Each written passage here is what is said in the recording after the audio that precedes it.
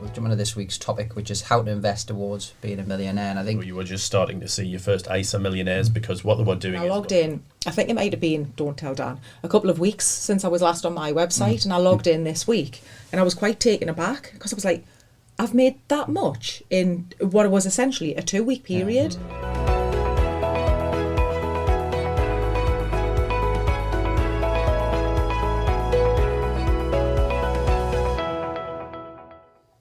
Good morning, everyone. Good afternoon, good evening when you're watching. Welcome to the True Potential podcast. I've got a great guest today. Some great guests today, Diane. Sorry, Jamie. I know, get better start. Got some great guests today, and we've also got a new appearance. So, welcome, Neil Rayner. Thank you. Neil, can you just introduce yourself first? Yes, I'm Neil Rayner. I've been at the company for around 9 years, and I'm head of the Central Advice team. Excellent. We're joined by Chris and Diane, who I don't think need any introduction at all. So Probably not now. We're on episode 82, how to invest towards to be a millionaire. So we're going to talk a little bit about how we can, the importance of regular investing and doing it early, and how you manage your risk. So how is everyone?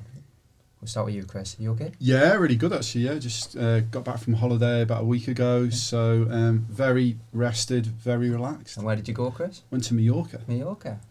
Thought I might have seen more of a tan from you. I don't know. I think this is quite. I don't know if your camera's picking this up, but I think this is quite tan for me. But Yeah. I thought it was high blood pressure. I knew you were going to make that joke. No, excellent. Well, in typical style, Chris, we'll start with you. So how the markets went this week, and what has the team been looking at? Yeah, sure. So it's actually been a little bit of volatility this week, and I think the key question for investors is really what's happening in the US, what's happening with the US central bank, so that's the Federal Reserve, and what's happening with what we call tapering. So the Federal Reserve, they do something called quantitative easing, and what they do is they buy $120 billion of bonds per month. And what they're doing there is they're injecting liquidity into the financial system. So in some ways it's slightly equivalent to the way of maybe reducing interest rates. So it's a way of stimulating the economy overall. Now they've been doing that because of what's been happening in the pandemic, what's been happening with COVID. And what you're seeing now is basically an improvement in that. You're seeing the US going through that recovery path overall. They're getting closer to the two targets. So the central bank there has two targets. One is an inflation target, but the other one is also what they call maximum employment. And what you've seen is less and less people in the US are now unemployed. Now, the markets themselves, the equity market themselves, are a little bit nervous around that, because what you're seeing is that stimulus being slowly removed. Now, for me, the Federal Reserve have been very, very clear on that. They've given guidance, very good communication around that.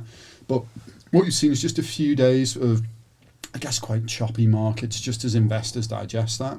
I think the other side of that, though, is you've had incredible US unemployment figures. Now, I was looking at this last night, and about 2 months ago, there were 9 million people in the US who were more unemployed compared to February 2020. So 9 million extra people unemployed compared to February 2020. If you look at that figure now, it's gone down to 6 million. That's over 2 months. So what you're seeing is more and more people in the US are going back to work. You've seen what they call enhanced unemployment benefits. So I guess sort of their equivalent of a furlough scheme. They're starting to end now. So again, that's pushing more and more people back to work. And for me, it's just moving back to that path to normality. So a little bit choppy this week, but building on what has been a fantastic year for equity market returns overall. And for me, it's normal that we don't have all the stimulus. And the reality is you are seeing that being pared back, but it's normal. It's just us moving through that recovery overall. So for me, still pretty positive overall. Excellent, thanks, Chris. I think the employment figures, it's interesting when we look at that from a UK perspective, and coming from the COVID situation and moving into sort of a non-COVID situation where we start to see pubs and everywhere open. I know a lot of bars, and we've talked about this before, bars, restaurants, hospitality industry, where they're struggling to actually employ people. There's more jobs out there than demand. It's amazing. It's really sort of interesting time, whether that will change or whether that will continue. And you see people who were once in hospitality now are no longer. They found other jobs, they found other skills during lockdowns. Yeah, I mean, I guess thinking about it, let's say you worked in a restaurant or you worked in a pub. Obviously, COVID comes along, you've no longer got your job.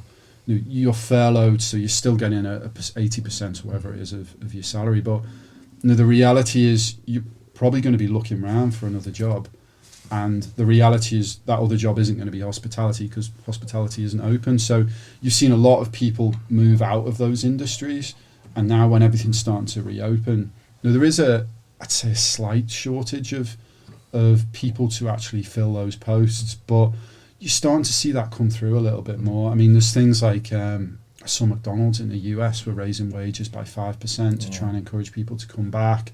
I know there's various different bonuses for employees to bring new employees in various different restaurant groups, pub groups overall. So I think for me, we will get there. We'll go back to normal. It's just that kind of climb out, that recovery. It's not a straight line like I've just done there. Yeah. It's always going to be a little bit choppy. But I think if we think about where we are in the UK, it feels like we've severed that link a little bit between infection and death through the high vaccination rates. And actually, I think for once, the UK feels like it's leading the rest of the world, which is a fantastic place to be. Yeah, no, totally agree. Thanks, Chris. Well, we'll jump onto this week's topic, which is how to invest towards being a millionaire. And I think we'll put the millionaire tagline on there, Diane. But it's more about I suppose long term saving and when to start saving and how you do that. And so I think we'll start with you, Diane, in terms of we're looking at the technology and the client sites and everything we use. How can that technology be used to help people understand, actually, if I put a little bit away today, what difference does that make? So I think coming back to Chris's point about the markets this week having been choppy, that's what we're here for. We're here because we expect that and we know that. We don't particularly like it because of the downturn and what it does to your cash, essentially. But in terms of the technology provides the basis for you to understand those markets. You can watch Chris and the guys every day talk about what's happening and tell you not to panic and not to try and make snap decisions based on what's happening this week, because you've got another 5, 10, 15 years to invest. The technology allows you to invest £1 if that's all you can afford to invest today. And if you have a little bit more tomorrow. It will take you through the process, so you can say, this is what I want. I want X amount of pounds in 10 years. And it will guide you to say, well, ideally, if that's what you want, then really you should be starting here. But if you can't start here, then it will plot a journey for you to tell you how to get there, and it will let you know what your shortfalls are through the period. So again, if you can afford to consistently, as in direct debits, invest, that's going to be better for you. But if not, then you can afford to contribute as and when you can, £10 here, £15 there, £50, £450, whatever it might be. The system will allow you to understand your finances and explain the journey between where you are and where you want to be visually, rather than just like I'm doing in not very good words. And I think it's interesting because there was a stat that we've got here, which is if you're 25, which you're closer to 25 than I am. Oh, thanks, Diane. Jamie. Neil isn't. Welcome. I don't know First insult. And I don't know about Chris, but if you start at the age of 25 and you invest £450 a month, if you look at it at an 8% growth rate, so we're kind of looking more the aggressive growth rates. At 65, you'll have 1.1 million. So it kind of shows you the level of action. I've always, when I'm looking at my own investments, just think about when you look at £450, that might be £200 in an ISA and £250 from your workplace pension. So actually the risk element is important that you understand that in terms of the level of risk that you take. But that kind of the compound, in terms of the pound cost averaging, just shows you the difference that can make of regular saving. I think it's interesting. I mean, if you look at ISAs in particular, they come out in 1999. 22 years ago, and a couple of years ago you were just starting to see your first ISA millionaires, because what they were doing is they were filling up their annual allowances every year, and now you're really starting to see the power of doing that, filling up your allowances. But a lot of people can't afford to put in £20,000 into an ISA every year, and it's really important, as Diane's just said, to really instill that importance of regular saving, be it £10, be it £20, be it £50 a month, whatever you can afford. But I think it's a very good point what Diane said about the technology. You know how much money you've got in there. You know how you can top up with Impulse Save. You know, you can set up a regular direct debit. It's all towards building that goal of whatever you want. It's interesting, Neil. So you've obviously you're an advisor now, but when you first started in the co-op, as a door-to-door salesman. Well, I still laugh at the individual who when you told her you used to work at the co-op, and she said, "Were you selling cigarettes?" Yeah, I said, "No, I was a financial advisor." Yeah. But I think just going back to them days, because you're talking in terms of what would you go through with a client? Because I don't think anything's changed in terms of. You look at these £200,000-300,000 pension pots that we're looking at now, and I know David said this in the podcast before, but these £200,000 pockets are from people doing exactly that. Regular saving, Regular saving, and the most important thing is start as early as possible. I know we always say that, start as early as possible, but even if you think you maybe you're 25, you're 30, and you're thinking, God, I should have been putting in my pension, you could be retiring 67, 68, 69, 70. So it's really important to think, God, I've got another 25, 30 years. Let's have a look at how much money I can put away. But dealing with the central advice team, where we service a lot of clients, we really instill that from a client point of view to say, how much money have you got to spare every month? Oh, well, do you want to put some money into this, into this, into this? Because what you want to achieve over the longer term, we can achieve that by looking at how much you can afford to put away each month. But yeah, I mean, even from my old days financial advising, we always encouraged people to put a little bit away every month. And David is quite right. Those £300,000 pension pots and £400,000 pension pots weren't people just putting massive lump sums away. They were regular saving over 25, 30, 35 years. Yeah, I think a lot of our clients will probably testament to that, when you look at it, because we've obviously got a lot of regular regular savings coming in. I think it's right to set a goal and understand the technology and set your target towards that goal to see you are putting enough in. And one thing I would say is that even if you haven't started, it's not too late. By saving that extra, you've got 10 years towards retirement, that extra 10 years can make a huge difference. Yeah, and I think what really is helpful to clients nowadays is the technology, because years ago when you used to put money away, it used to come out your bank, and then you knew you had the policy, but you used to get and you used to get your yearly statement. A lot of good practices to treat it like a household bill, but now you can actually go onto your mobile, go onto your client side, go onto your laptop, and have a look at how much your investment is growing, and also change your goal if you want. Great. It's just a little bit of reassurance as well, isn't it? That it's not somebody hasn't come to your door to collect it, to take it away from you and say, right, it's over here, but it's locked away. You have to come to me to get access to it. You do have the comfort of knowing that if you want to know anything, you can just open your mobile device and there it is. It's real, it's live, up to the minute, essentially.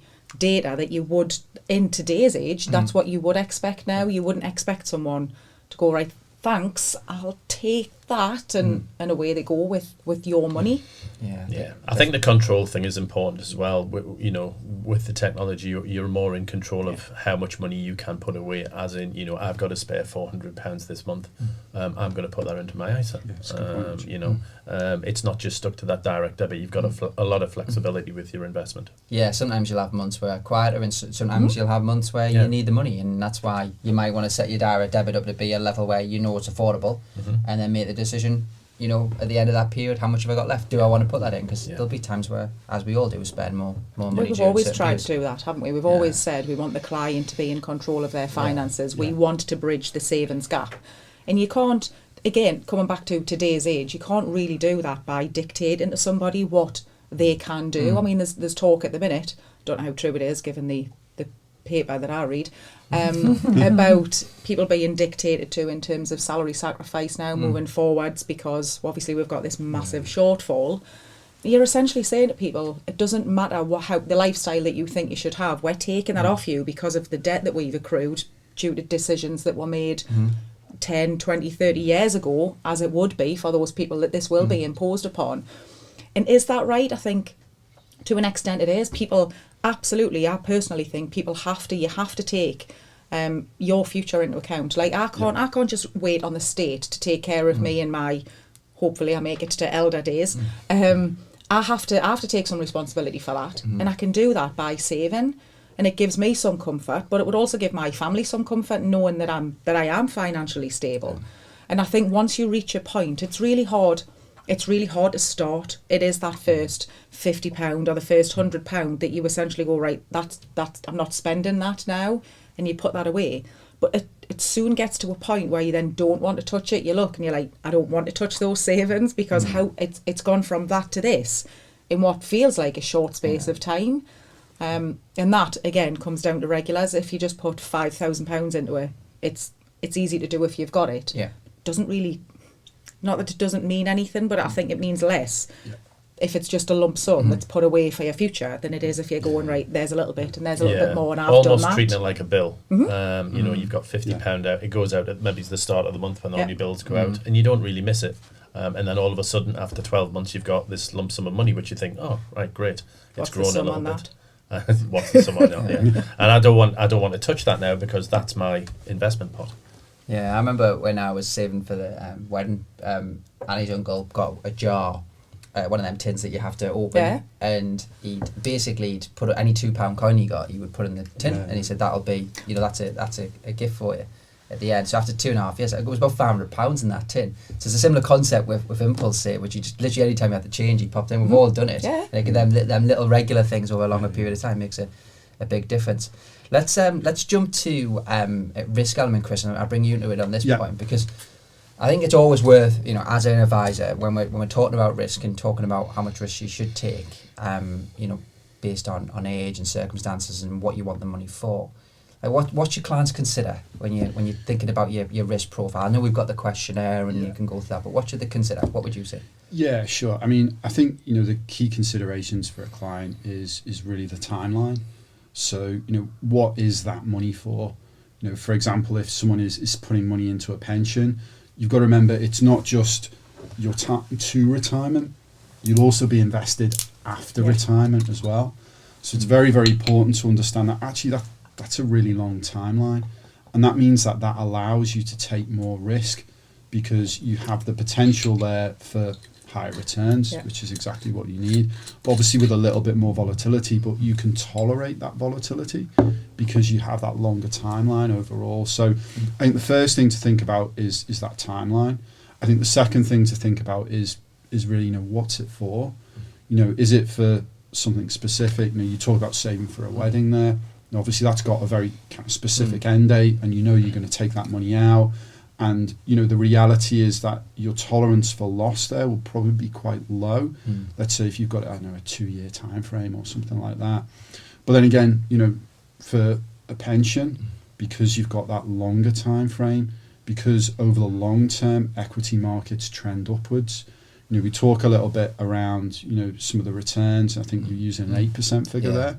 If we look at, say, the aggressive portfolio, since launch, that's done north of 10% a year, and that's after fund charges. So again, you've got an ability there to take a little bit more risk overall. And for me, you know, the reality is that we're in an environment where there's no free lunch. You know, the reality is that there's no point in somebody's putting money in the tin because what happens is that money doesn't grow. It grows because you put more money in the tin, but nothing happens to it. And I think that's the same as basically if you put money in a bank account. It's just an electronic version of the tin because you're still getting basically nothing on that return. Exactly. And the only way to actually grow your money, and particularly grow your money above inflation as well, is to invest it and to take risk overall. And that's exactly what we do with the True Potential portfolio proposition. Yeah, no, I totally agree, because I think that it's interesting. My money's in the aggressive portfolio. So you say your money was in the tin? No, then? it's not the tin. I think The TP tin. The TP tin. No, so mine's in the aggressive portfolio, and it's something where if I think about my pension, I know I can't access that for 20 years at least. So whether it takes a bump this week or a bump next week, it doesn't really matter because I can't do anything with it. So I think that's really important to sort of consider that when you're thinking of your products.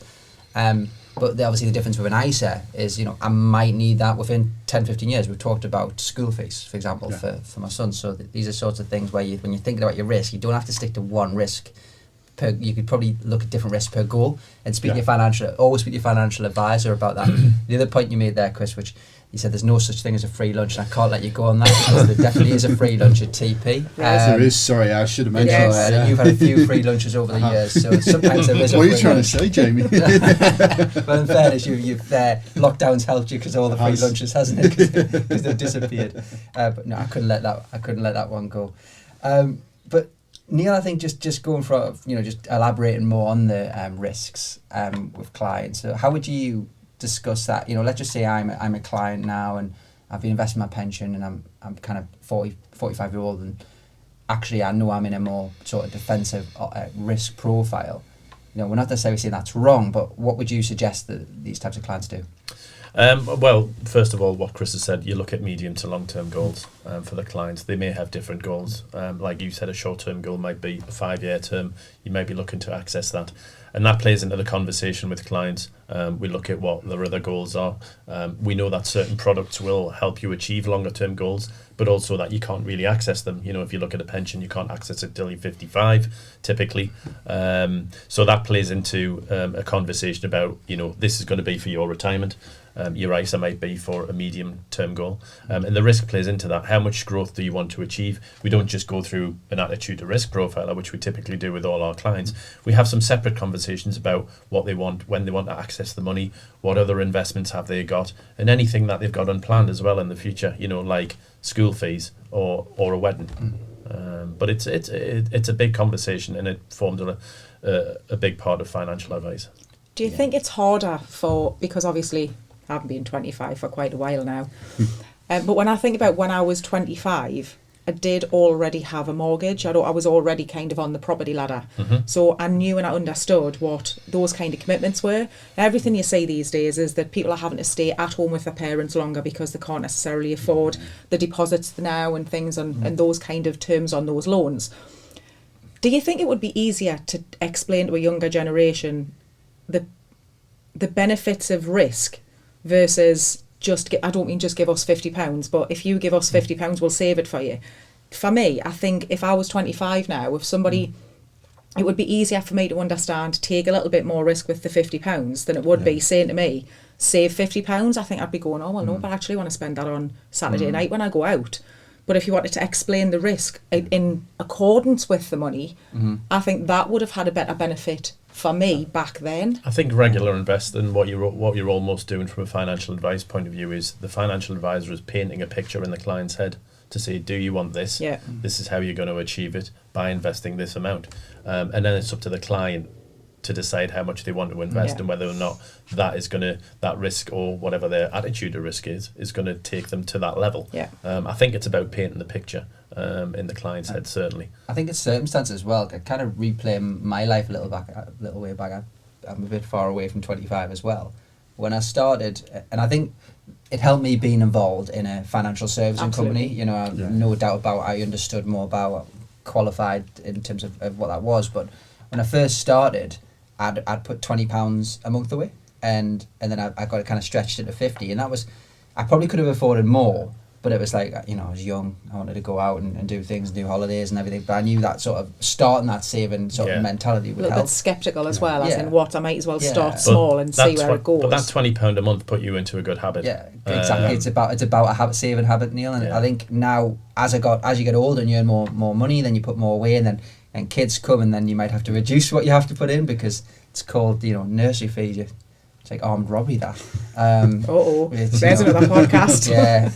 In terms of how much that costs you. So you kind of think, right, well, can I save that now? But then as your children get older, then you've potentially got more disposable income, so you can start to save. So there will be different phases in people's lives when they can. And your priorities change. And that's the good thing about being able to change that goal or change your risk. We can change the portfolios for the clients.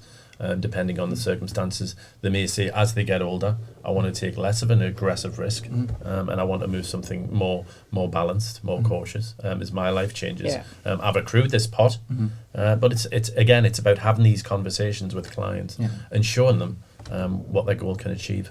The website actually shows you as well how much since you last logged in, what your returns have been based on your contributions and your withdrawals. And sometimes I log in, I used to log in more frequently, But I think once you become accustomed to your own finances and what you've got, you rest assured that it's there anyway. So don't necessarily log in as frequently. Yeah. And I logged in, I think it might have been, don't tell Dan, a couple of weeks since I was last on my website, and I logged in this week, and I was quite taken aback because I was like, I've made that much in what was essentially a 2-week period, but I had no clue about it because I just hadn't logged in to have a look. And I think if you are consistently logging in, you do come to terms with, I think I've said this before, what we do collectively with your money, and you also understand your money, so you will be less likely to make a snap decision based on a choppy week or a choppy market, because you'll have seen that historically, and you'll know that you're, touch wood, no worse off than you were before the first lot of choppy days, weeks or months. You can actually, it gives you the confidence to understand that that's just what the market does. It's not I need to get my money out now because this is what's happening. Unless you're at a certain point in your life, in which case, like you've said, you don't want that risk anymore. You don't feel like you have the time to accrue another 5 or 10 years worth of growth because of what's happening. Circumstances again. And I like the way you say don't tell Dan on a live podcast. I know. He definitely will be listening to I know, but I'm hoping that we might be able to edit it. Yes. edit that part out, please. Let's totally agree with Dan. Diane, let's switch across to products. So you've got ISAs, pensions and GIAs. So you then start to think about, well, what's the most appropriate product to look at saving into? Because we've all got workplace pensions typically, unless you've opted out.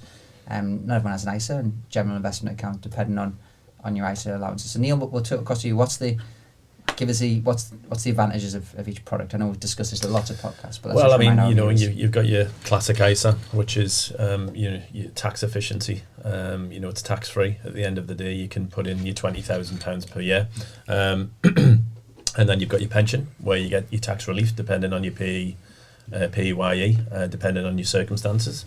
And then you've got your GIA as well. So typically your GIA or your general investment account, excuse me, would be for typically somebody who is maybe filled up with their ISA allowance and then wants to put an additional amount into that general investment account. Similar investment structure, but obviously less tax efficient.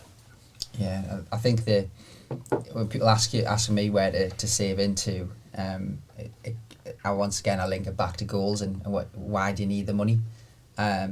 Because if you need access to it, a pension's not the right place. If you're under 55, if you don't need access to it, and you're saving for your retirement, then maybe it is the right place because you have the tax relief. So it's always worth discussing, as you said, with your advisor and just talking that through. I think your pension is always going to be, because of the accessibility of 55, is always going to be a longer term investment product, quite clearly. But yes, goals, medium term goals, long term goals still play a part in an ISA and also a general investment account as well. Yeah, definitely agree. Okay, we'll finish off on just one final thing I want to talk about, which I know we talk about this a lot, but I think when people are regularly saving, it's kind of like where do you put your money in? We obviously always say put them within the portfolios, but because I think diversification is a real key, in terms of saving. Yes, saving's the first point to it, but if you're putting your money into something that isn't in line with where you need it to be, and actually we know diversification works. So why is that important? Why is diversification important to our investors? Sure. So I think the reality is when we build the True Potential portfolio proposition, what we try and do is we try and give clients an experience which is in line with the risk that they are looking to take. So we have 5 different risk categories, so defensive, cautious, balanced, growth and aggressive. And then what we have is what you just said, so diversified solutions available within all those risk categories. So what is diversification? In some ways, in really simple terms, it's basically just spreading your money across lots of different assets, and those assets work in different types of market condition. So say if we go back to last year, 2020, and obviously a bit of a kind of roller coaster ride for markets overall. If you think back to say February, March 2020, so that's when you saw the big drop off in equity markets. So you saw company share prices fall, but you actually saw bond prices go up. You saw a lot of alternative products that we hold. So we have products that actually make money when volatility goes up, and they actually went up as well.